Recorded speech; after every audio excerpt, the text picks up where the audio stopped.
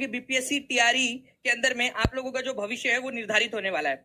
मैं आप लोगों को आज पटना हाईकोर्ट के एक ऐसे फैसले से अवगत कराना चाहता हूं जिससे कि पूरी की पूरी जो प्रक्रिया है उसके अंदर में चेंज हो सकता है। आप लोग ध्यान से इसको पूरा देखिए। ये जो फैसला है फ्रेंड्स, इसके अंदर में ठीक है टोटल 9 लोग इन्वॉल्व है। मैं आप लोगों को इसका पूरा क्रक्स के साथ में बताता हूँ। प्रेटिशनर्स में 9 विमेन है, 9 महिलाएं है। पूरी की पूरी जो जानकारी है आपको इस वीडियो में मिलेगी। देखिए यहाँ पर में हुआ क्या है, 9 महिलाएं हैं जिसमें से 8 उत्तर प्रदेश से और एक झारखंड से है। इनका कहना है कि जब टीआरई 1 ठीक है यहाँ पर में लाया गया था 26/2023 जो आप लोगों का रिक्रूटमेंट उसकी नोटिफिकेशन जारी हुआ था, उस समय में ये कहा गया था कि महिलाओं को ठीक है मतलब आपका 55% मार्क्स लेकर आने हैं, 5% की जो है वो छूट दी गई थी। ठीक है, अनरिजर्व फीमेल के लिए कहा गया था। वहां कहीं पे भी ये नहीं लिखा था कि वहां पर मैं बिहार की महिलाओं के लिए चाहिए।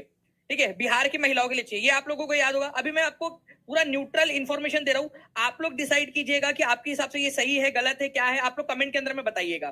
तो क्या हुआ यहाँ पर में, जब ये याचिका इन्होंने डाली तो उनका कहना था कि हमें बाहर कर दिया गया। इन 9 महिलाओं का कहना था कि हमें बाहर कर दिया गया, जबकि एडवर्टाइजमेंट के अंदर में कहा गया था कि आपको जो है अनरिजर्व फीमेल को 55% लाने हैं। बाद में एक नोटिस इशू किया गया था, आपका एक मेमो इशू किया गया था ठीक है 1341 के जरिए, जिसके जरिए ये कहा गया था कि केवल और केवल बिहार की जो महिलाएं हैं उनके लिए ये लागू होता है।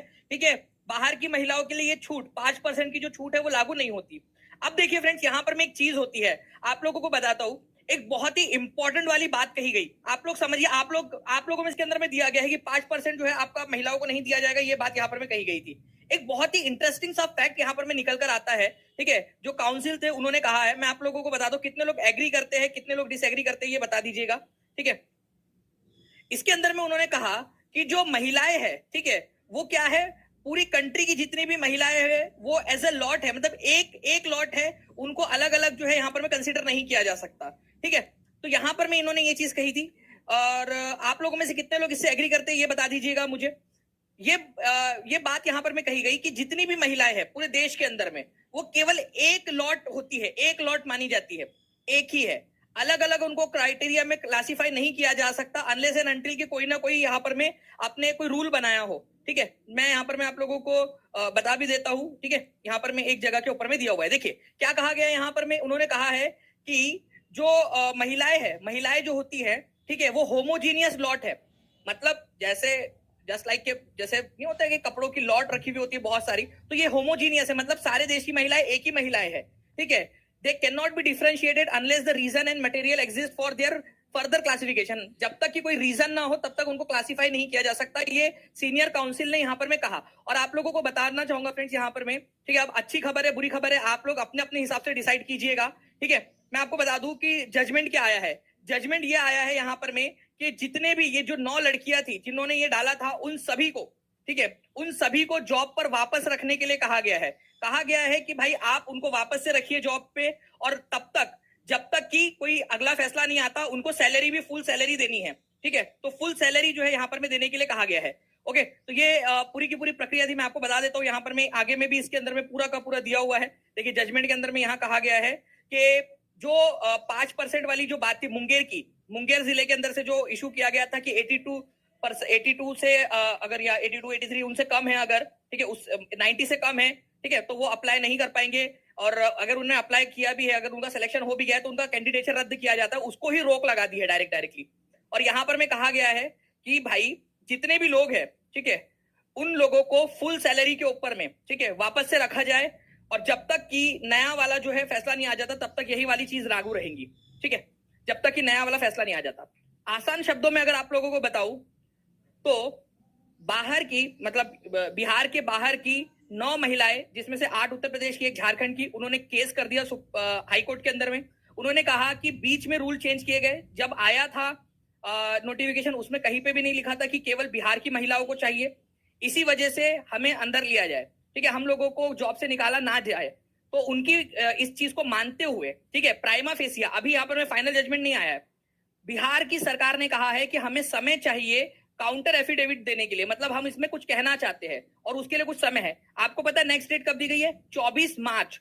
तो 24 मार्च 2025 तक इन 9 महिलाओं को यहाँ पर में जॉब पर वापस लिया जाएगा और उनको फुल सैलरी भी दी जाएगी। ये जो है फैसला आया है। अब आप लोग बताइए कमेंट के अंदर में कितने लोग इस फैसले से सहमत है, कितने असहमत है, और अगर सहमत है तो क्यों सहमत है, अगर असहमत है तो क्यों असहमत है, ये रीजन आप लोग बताइए। ठीक है, जो भी आप लोगों को लगता है, ठीक है, आप लोग बताइए यहाँ पर में आप लोगों की क्या राय है।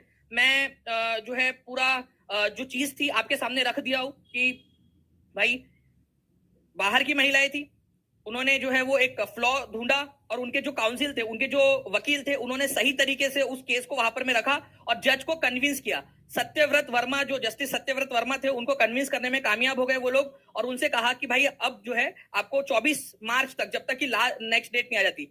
अब यहां पर में आप लोग देखिए कि कई सारे लोग होंगे जो ये कहेंगे कि महिलाएं हैं उनका क्लासिफिकेशन नहीं होना चाहिए। कई सारे लोग होंगे जो कहेंगे कि बिहार की महिलाओं का फिर अधिकारों का हनन होगा। तो आप लोग ये बताइए आपके हिसाब से क्या है। मैंने पूरी क्लीन आपके सामने रख दिया है, आप लोगों का क्या मानना है। और ऐसी ही जानकारी के लिए, ठीक है, कि आप लोगों तक जो भी चीजें हो रही हो, ठीक है, वो जानकारी आप तक पहुंचे ताकि आप लोग प्रिपेयर, ये जजमेंट यथार्थ होता है।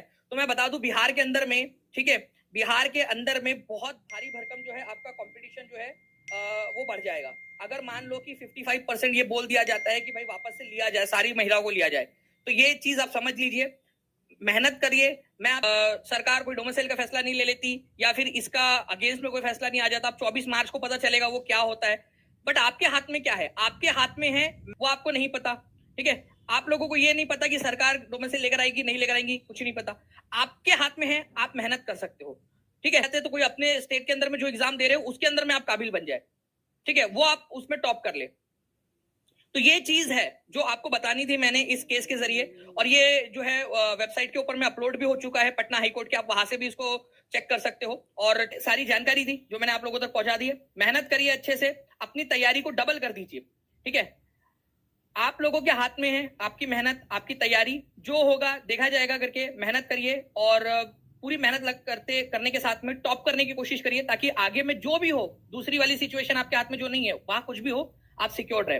ठीक है, चलिए, अगर एग्री करते हो तो सेशन को लाइक कर दीजिएगा, ताकि आप लोग जो है आपके माइंड में रहे कि भाई हाँ ठीक है, आपने एग्री किया था कि मेहनत करनी है, बहुत मेहनत करनी है, क्योंकि दूसरी वाली चीज आपके हाथ में, आपके कंट्रोल में नहीं है। ठीक है, आप उसके लिए कोशिश कर सकते हो बट कंट्रोल में नहीं है।